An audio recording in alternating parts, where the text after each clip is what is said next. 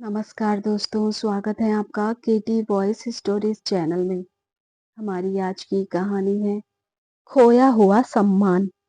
आलोक हाथ में केक लेकर ऑफिस से सीधा घर आकर बाबूजी के कमरे में जाने लगा और दरवाजे के बाहर से ही चहकते हुए बोला, जन्मदिन की बहुत बहुत बधाई हो बाबूजी। लेकिन सामने देखते ही उसके कदम एकदम से ठिठक गए। बाबूजी, बाबूजी। उस 2 मिनट में आलोक ने हाँफते हुए पूरे घर को खंगाल डाला, लेकिन बाबूजी कहीं नजर नहीं आए।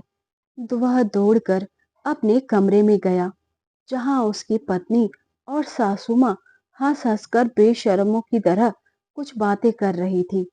पुष्पा, बाबूजी कहाँ हैं? जवाब न पाकर आलोक ने तेज आवाज में पत्नी पर चिल्लाते हुए पूछा। पुष्पा, मैंने पूछा बाबूजी कहाँ हैं? अरे मुझे क्या पता कहाँ है। मैंने उनका कोई ठेका नहीं ले रखा है कि हमेशा उनके पीछे पीछे रहूं। इतना सुनते ही आलोक ने उसके गाल पर थप्पड़ जड़ दिया। यह कैसी बातें कर रही हो तुम बाबूजी के बारे में? तुमने ही तो उन्हें इतने प्यार से यहाँ बुलाया था, और आज तुम कह रही हो कि तुमने उनका ठेका नहीं ले रखा है। दामाद जी, यह कैसी बातें कर रहे हैं आप मेरी बेटी से? खबरदार सासू माँ, बीच में मत बोलिएगा।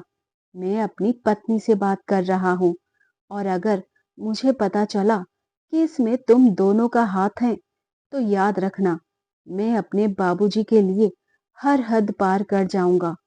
तभी उसके फोन की घंटी बजी। आवाज सुनी तो उसके हाथ से फोन छूटकर जमीन पर आ गिरा और तेज कदमों से घर के बाहर निकल गया। गाड़ी चलाते वक्त उसके हाथ भी थर थर कांप रहे थे। 2 घंटे के सफर के बाद जैसे ही बाबूजी सामने दिखे, उनको गले से लगाकर फूट फूट कर रोने लगा। बाबूजी, कहाँ चले गए थे? आपने तो मेरी जान ही निकाल दी थी। मुझसे बात कीजिए बाबूजी। देखिए, आ गया हूं मैं। अब मैं आपको कुछ नहीं होने दूंगा। देखिए आलोक बाबू, इन्हें मैंने स्टेशन पर बेहोश पड़ा देखा, तो मैं इन्हें यहाँ ले आया और आपको फोन किया। मैंने दवाइयाँ दे दी हैं, बस कुछ घंटे में इनको होश आ जाएगा। शुक्रिया अंकल जी, जो आप बाबूजी को यहाँ ले आए। इतना कहकर डॉक्टर बाबू चले गए। आलोक ने देखा बाबूजी को थोड़ी थोड़ी ठंड लग रही थी, इसलिए वह बाबूजी के कमरे में उनके लिए कुछ चादर लेने के लिए गया, तो सामने माँ की तस्वीर देखकर उसकी आंखें भर आई। कैसे माँ मेरे आने की खबर सुनते ही खुशी से चहक उठती थी और मुस्कुराती खड़ी मिलती मेरा इंतजार करते हुए, और बाबूजी पीछे से बार बार आपको आवाज देते, शारदा जी, अब बैठ भी जाइए, आपका बेटा अपने समय से आ जाएगा।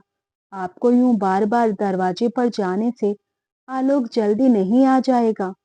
और माँ मुस्कुराते हुए कहती, हाँ पता है आलोक के बाबूजी, मेरे यूं बार बार दरवाजे पर देखने से वह जल्दी नहीं आएगा, पर जब वह दूर से ही मुझे यूं खड़ा देखता है, तो उसके चेहरे पर भी एक मुस्कुराहट आ जाती है।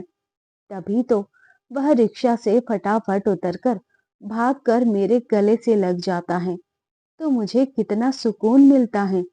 यह आपको पता नहीं है जी? सब पता है शारदा जी, इसीलिए तो आलोक आपको ज्यादा प्यार करता है।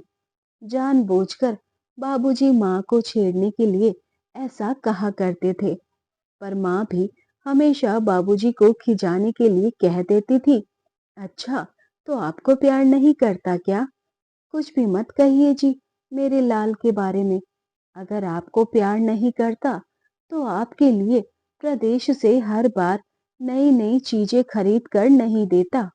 ऐसा कहकर माँ मुस्कुरा देती और बाबूजी की आंखों से स्नेह भरा प्यार पाकर खुद को गौरवान्वित समझा जाता था।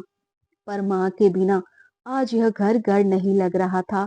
अभी आलोक अपने आंसुओं को खुद में समेट ही रहा था कि फिर से उसे एहसास हुआ, जैसे माँ रसोई से आवाज लगा रही हो और कह रही हो, आलोक देख, आज खाने में सब तेरी पसंद का खाना बना है। दही बड़े, दम आलू, पनीर भुर्जी, पालक पूरी। जल्दी से ब्रश कर और आज खाने के लिए पल भर के लिए लगा। माँ सच में आवाज लगा रही है, इसीलिए मैं खुद पर काबू नहीं कर पाया और माँ, माँ कहते हुए रसोई की तरफ गया। माँ ने खुद के दर्द को कभी मेरे सपनों के आगे नहीं आने दिए। खुद ताउम्र एक दूसरे का दुख बांटते रहे, पर मुझे कभी यह एहसास नहीं होने दिए कि माँ को ब्लड कैंसर है और उन्हें किडनी प्रॉब्लम है। मेरी पढ़ाई के लिए उन्होंने एक एक पैसा जुटाया और इस लायक बनाया, जिसका कर्ज में इस जन्म में नहीं चुका पाया। पर मैं आपसे वादा करता हूँ, अगले जन्म में मैं आपका यह कर्ज जरूर चुकाऊंगा, चाहे भगवान के सामने गिड़गिड़ाना ही क्यों ना पड़े। मैं हर जन्म में आपका बच्चा बनकर आना चाहूंगा। बाबूजी के खांसने की आवाज से बाहर आया तो बाबूजी के सीने से किसी छोटे बच्चों की तरह जा चिपका। खुद को कुछ ही पल में संभाला और बाबूजी का हाथ थामकर कमरे का इशारा किया कि नहीं बेटा, आज मैं वहां नहीं जाऊंगा। मैं और अपनी नजरों में नहीं गिरना चाहता। आलोक ने दृढ़ संकल्पित होकर बोला, बाबूजी, आज मैं आपसे वादा करता हूँ कि अपने पिता का खोया हुआ सम्मान मैं आपको वापस दिला कर रहूंगा, चाहे मुझे इसकी कोई भी कीमत क्यों न चुकानी पड़े। इतना बोल उसने बाबूजी को गाड़ी में बिठाया और घर की तरफ चल पड़ा। आज उसका गुस्सा सातवें आसमान पर था। उसे यकीन नहीं हो रहा था कि उसकी पत्नी और सासू माँ बाबूजी के साथ कुछ ऐसा करेंगे कि वह खुद ही अपनी नजरों में घिर जाएंगे। लेकिन उसे समझ नहीं आ रहा था कि माँ के जाने के बाद पुष्पा ने खुद जिद करके बाबूजी को शहर बुलाया था। अभी कुछ दिनों पहले ही की बात है। गाड़ी जितनी तेजी से भाग रही थी, आलोक के दिमाग में हजारों सवाल एक साथ दौड़ रहे थे। सुनते हो जी, कहाँ हो? जब भी कुछ कहने की सोचती हूँ, ऐसे ही छुप कर बैठ जाते हैं। अरे कहाँ हैं? अच्छा, तो अखबार में घुसे बैठे हैं। अरे, अखबार में क्या रखा है? मैं जो कह रही हूँ उस पर ध्यान दीजिए। माँ जी को गुजरे हुए 3 साल हो गए और बाबूजी अकेले उस कस्बे में रह रहे हैं। कि आपको अपने पिता की जरा से भी चिंता नहीं है? कि पुष्पा अपने पति आलोक से कहती है। आलोक आश्चर्य से बोला, क्या बात है, आज अचानक तुम्हें बाबूजी की चिंता कैसे होने लगी? माँ के रहते जब दोनों यहाँ आते थे तब तो तुम्हें वह बिल्कुल नहीं सुहाते थे, फिर आज अचानक मेरे बाबूजी की चिंता, आखिर बात क्या है? पुष्पा हकलाहट से बोली, वह पुरानी बात है। सच कहते हैं लोग, बहू अगर अच्छा सोचे तभी कोई भरोसा नहीं करता। अरे, पहले की बात अलग थी, बच्चे छोटे थे, कितने काम होते थे। आपको क्या समझ में आएगा कि एक औरत को कितने काम होते हैं। और बच्चे कुछ बड़े हो गए हैं और पहले तो माँ जी उनका ख्याल रखती थी, अब वह भी नहीं है। उस कस्बे में जहाँ ना तो चिकित्सा का अच्छा साधन है, ना ही खाने पीने का। सोचिए, वह नौकरों के साथ कैसे रहते होंगे। और फिर रिश्तेदार क्या कहेंगे कि बेटा उन्हें 2 रोटी भी नहीं खिला सकता। मैं तो कहती हूँ, अब उन्हें यहाँ ले आइए। इतना कहकर पुष्पा चली गई। आलोक को बड़ा आश्चर्य हुआ। वह सोचने लगा कि आखिर पत्नी के व्यवहार बदलने का कारण क्या हो सकता है। फिर उसने सोचा, हो सकता है समय के साथ उसके व्यवहार में बदलाव आया हो। यही सोचकर वो खुश हो गया और अपने पिता को फोन करके उनका हालचाल पूछने लगा और बोला, पापा, अब बहुत हुआ काम, आप नौकरी छोड़कर हमारे साथ रहिए। कितने दिन अकेले रहेंगे और नौकरों के हाथ का खाना कब तक खाएंगे?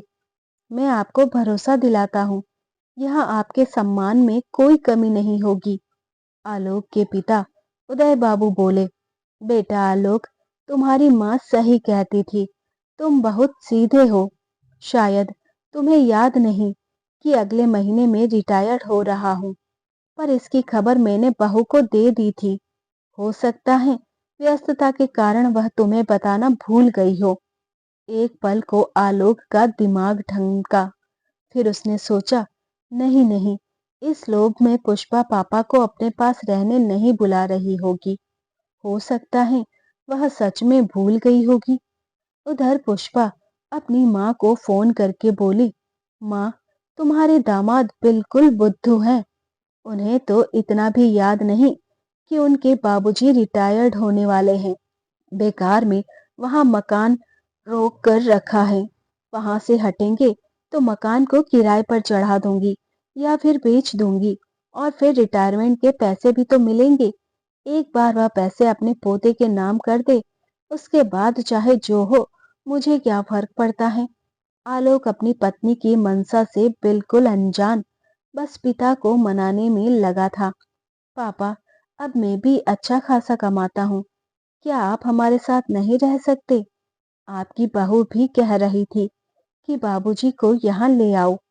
अब उसका व्यवहार बहुत बदल गया है और आपकी भी चिंता होती है। उदय बाबू बोले, यह तो बहुत अच्छी बात है। चलो, अच्छा है, कम से कम वह मेरे बारे में सोचती तो है। इससे ज्यादा एक बूढ़े पिता को और क्या चाहिए। उसने पिता से कहा, बाबूजी, चाहे जो भी हो, आप रिटायर्ड हो या नहीं हो, पर अब आप हमारे साथ रहेंगे। आखिर आपके पोते को भी तो आपकी जरूरत है। उसे भी तो अपने घर के रीति रिवाज और संस्कार आपको ही देने हैं। तभी पुष्पा आलोक से फोन लेते हुए बोली, बाबूजी, हमें भी अपनी सेवा का मौका दीजिए। और फिर लोग क्या कहेंगे कि बेटा बहू के होते हुए भी पिता अकेले नौकरों के भरोसे रहते हैं। आखिर आपने ही तो अपने होते हैं, और फिर हम नहीं काम आएंगे तो क्या कोई और काम आएगा? पुष्पा ने अपनी लच्छेदार बातों से उदय बाबू को सुनहरे सपनों का दृश्य दिखाए। उदय बाबू बेटे की बात से बहुत खुश थे और उन्होंने वहां आने के लिए हाँ कर दी। उदय बाबू के रिटायरमेंट के 2 दिन पहले ही पुष्पा और आलोक गोरखपुर पहुंच गए। सालों बाद पुष्पा ने अपने ओरिजिनल ससुराल में कदम रखा होगा। आते ही जो भी कीमती सामान था, सबको उसने बांधा और पति से बोली, बाबूजी के जो भी जरूरी कागजात होंगे वह साथ ले चलिएगा। मैं तो कहती हूँ कि घर को बेचेंगे नहीं और खाली नहीं रखेंगे, इसे किराए पर लगा देते हैं, ताकि घर की साफ सफाई होती रहेगी। क्योंकि इस घर में माझी की कितनी ही यादें जुड़ी होंगी। आलोक बोला, इसका फैसला मैं नहीं कर सकता, यह फैसला तो बाबूजी करेंगे। आखिर यह घर उनका है, उनकी जो मर्जी होगी वह करेंगे। मुझे कोई आपत्ति नहीं है। बस मैं यह चाहता हूँ कि रिटायरमेंट के बाद उनका समय सुख से बीते और उन्हें उनके हिस्से का पूरा सम्मान मिले। आखिरकार पुष्पा ने अपने मंसूबे को अंजाम दिया और उदय बाबू को अपने साथ ले आई। कुछ रोज तो उनकी खूब अच्छे से सेवा सत्कार हुई। बच्चों के साथ उनका भी मन लग गया।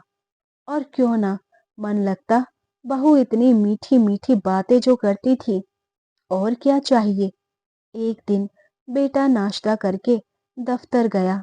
उदय बाबू टीवी देख रहे थे। पुष्पा बोली, पापा जी, बाजार से 2 किलो आलू, 1 किलो प्याज ला दीजिए, और हाँ, एक दूध के साथ आते आते मुन्ना के लिए बिस्कुट भी ले आइएगा।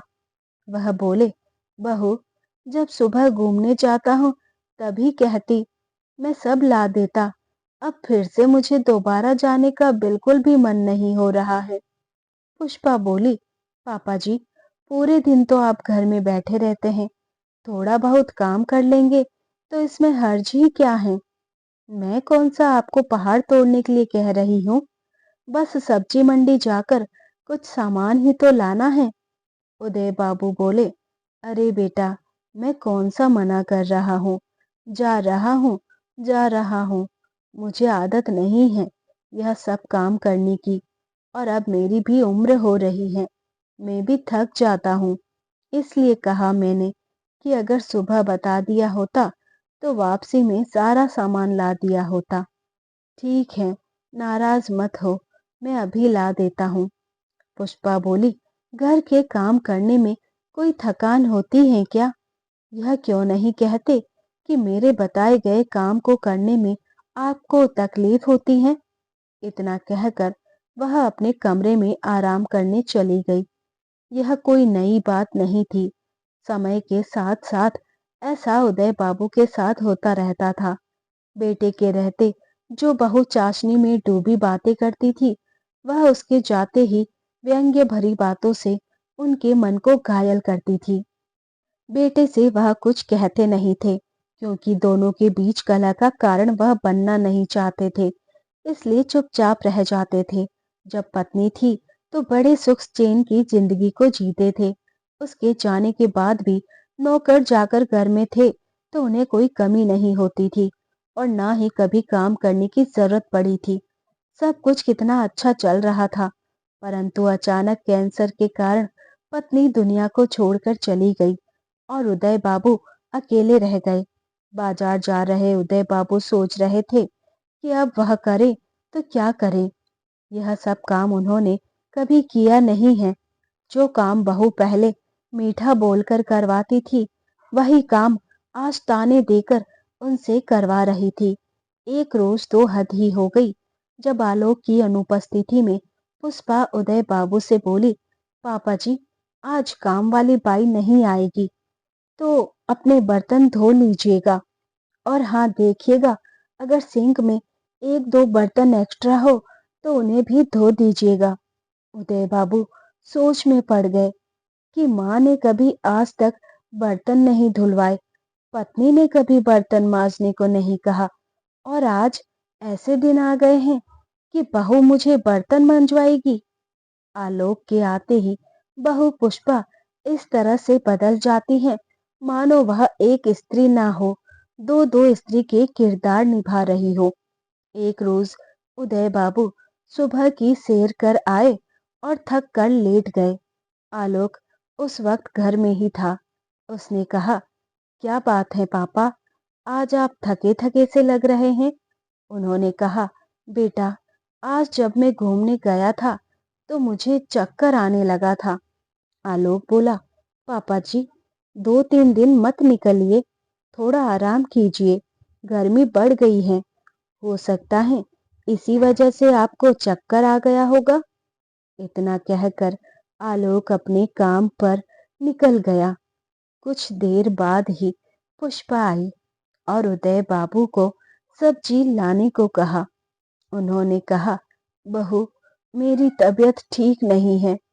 पुष्पा बोली, पापा जी, सब्जी नहीं लानी है तो मत लाइए, कम से कम तबीयत खराब होने का बहाना तो मत बनाइए। अब घर में रह रहे हैं तो कुछ तो काम करना ही पड़ेगा। उदय बाबू बोले, ठीक है बहू, मुझे कुछ खाने को दे दो, थोड़ी सी ताकत आ जाए तो जाकर मैं बाजार से सामान ले आता हूँ। पुष्पा ने 2 रोटी सब्जी लाकर उनके सामने रख दी। बेचारे चुपचाप खा लिए, फिर सब्जी लेने के लिए निकल गए। इस अवस्था में वह सब्जी लेकर वापस आ रहे थे तो उनकी हालत पस्त हो रही थी। किसी तरह वह घर आए और सब्जी टेबल पर रखकर अपने कमरे में जाने लगे तो बहू बोली, बाबूजी, कहाँ जा रहे हैं? मेरी मम्मी आई हैं, उनके लिए 2 चाय ले आइए। इतने दिनों बाद मेरी मम्मी आई हैं तो मुझे उनके पास बैठना पड़ेगा। पर बहू, मुझे चक्कर आ रहे हैं। बाबूजी, आप हर काम में इतने बहाने क्यों बनाते हैं? चुपचाप चाय बनाकर लाइए। बहू की बातें सुनकर उदय बाबू चुपचाप रसोई में चाय बनाने के लिए चले गए और 2 कप चाय, बिस्किट, नमकीन लगाकर लेकर आए।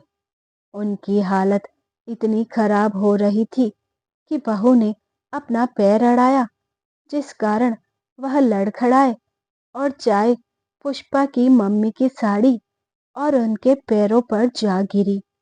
अरे बाबूजी, यह क्या कर दिया आपने? जाइए, जल्दी से कपड़ा लेकर आइए और मम्मी जी के कपड़े और पैरों को साफ कीजिए। उदय बाबू बहू के मुंह को देख रहे थे। बाबूजी, मेरा मुंह क्या देख रहे हैं? सुनाई नहीं देता आपको? जल्दी जाइए ना। उदय बाबू चुपचाप कपड़ा लेकर आए और पुष्पा की मम्मी के पैरों को साफ करने लगे। उनकी आंखें छलछला गई। उधर माँ बेटी उदय बाबू को नीचा दिखाकर दोनों इशारों में मुस्कुरा रही थी। बेचारे सीधे बिस्तर पर जाकर उदय बाबू पसर गए। पत्नी की तस्वीर को सीने से लगाकर फफक फफक कर रोने लगे। क्यों मुझे छोड़ गई अकेला, जब जानती थी कि मैं तुम्हारे बिना कुछ नहीं कर पाऊंगा, तो मुझे किसके भरोसे छोड़ गई हो? पुष्पा अपने कमरे से निकल कर आई और बोली, पापा जी, यह रोकर क्या जताना चाहते हैं कि हम आपके साथ अच्छा व्यवहार नहीं करते हैं? 2 वक्त का खाना मिल रहा है, सोने के लिए जगह मिल रही है, और इस बुढ़ापे में इससे ज्यादा आपको क्या चाहिए? और इससे ज्यादा मैं तो नहीं कर पाऊंगी। अगर आप अपने बेटे की गृहस्थी तोड़ना चाहते हैं तो उनसे मेरी शिकायत कर दीजिए। इतना कहकर वह चली गई। शाम में बेटा आया। पिता का हाल चाल पूछ उन्हें दवाई दी।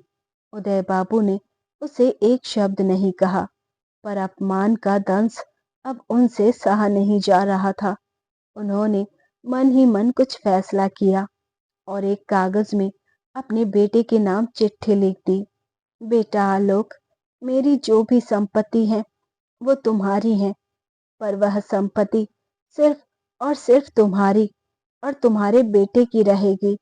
उस पर तुम्हारी पत्नी का कभी कोई अधिकार नहीं होगा। मुझे सरकार पेंशन देगी, उससे मेरा जीवन यापन आराम से हो जाएगा। अब तुम्हारे घर में मैं एक पल नहीं रह पाऊंगा, क्योंकि जहां मुझे सम्मान की, सुख की रोटी मिलेगी, वहीं मैं जीना चाहता हूँ। अपमानजनक कचोरी से अब मेरा मन भर गया है। अपने पिता को माफ करो और मुझे अपनी जिंदगी अपने तरीके से जीने दो। यहाँ आकर मैं इतना तो जान गया हूँ कि हकीकत दिखाए गए सपनों से बिल्कुल विपरीत होती है। आखिरकार इतने अपमान के कारण उदय बाबू ने आलोक का घर चुपचाप छोड़ दिया था और अपने कस्बे वाले घर में रहने चले गए, जहां उनके असंख्य हित चिंतक रहते थे, जिन लोगों से उनके खून का रिश्ता या कोई रिश्तेदारी नहीं थी, परंतु वह सब उनसे मानवीयता का नाता रखते थे। आज उदय बाबूजी का जन्मदिन था। आलोक जैसे ही पिता के कमरे में गया, उन्हें न पाकर वह चिंतित हुआ। फिर उनके द्वारा लिखी गई चिट्ठी पढ़ी और पुष्पा से सवाल जवाब किया। पुष्पा ने कहा, घर के थोड़े बहुत काम ही तो करने को कहती थी, और तो मैंने उनसे कुछ नहीं कहा, और वैसे भी मैंने उनका कोई ठेका नहीं ले रखा है। आलोक ने गुस्से में एक तमाचा पुष्पा को झड़ दिया। यह तुम कैसी बातें कर रही हो बाबूजी के बारे में? और इतना ही कहा, याद रखो, जो बबूल बोओगी तो आम कभी नहीं पाओगी। जैसा तुमने मेरे पिता के साथ किया है, वह सब कुछ तुम्हारे साथ भी दोहराया जाएगा। अपने पिता को सम्मान दो और दूसरे के पिता को अपमान। आज मेरी माँ मेरे पिता के दुख में शामिल नहीं हो पा रही है। हो सकता है तुम्हारे दर्द को बांटने के लिए मैं भी नहीं रहूंगा। आलोक अकेला पिता से मिलने गया, दौड़कर उन्हें सीने से लगा लिया। उदय बाबू भी अपने बेटे के सीने से लिपटकर खूब रोए। आलोक ने माफी मांगी दोबारा साथ चलने के लिए कहा तो उदय बाबू बोले, मैं अपनी जिंदगी जी चुका हूँ बेटा, बस इतना ही कहूँगा। अपने बच्चों को अच्छे संस्कार दो और अपनी गृहस्थी संभालो। मेरा बचा हुआ समय यहाँ खुशी से बीत जाएगा। खाने भर के लिए पैसे मुझे मिल जाते हैं तो मुझे अब किसी चीज का लोभ नहीं है। आज तक सम्मान से जीता आया हूँ। सम्मान से आंखें बंद हो जाए, बस इतनी ही कल्पना करता हूँ। नहीं बाबूजी, अब मैं आपको अकेला नहीं छोड़ सकता। आपका आत्मसम्मान में आपको लौटा कर रहूंगा, चाहे मुझे कोई भी कीमत ना चुकानी पड़े। आलोक जैसे ही बाबूजी को लेकर वापस घर पहुंचा, दोनों माँ बेटी सकपका गई। आलोक ने गुस्से में 2 थप्पड़ पुष्पा के गाल पर जड़ दिए। तुम्हारी हिम्मत कैसे हुई मेरे बाबूजी के साथ ऐसा करने की? उदय बाबू बोले, बेटा जाने दे, जो हो गया सो हो गया। नहीं बाबूजी, मैं आपकी आत्मसम्मान के साथ कोई भी समझौता नहीं कर सकता। यह मुझे बिल्कुल मंजूर नहीं है।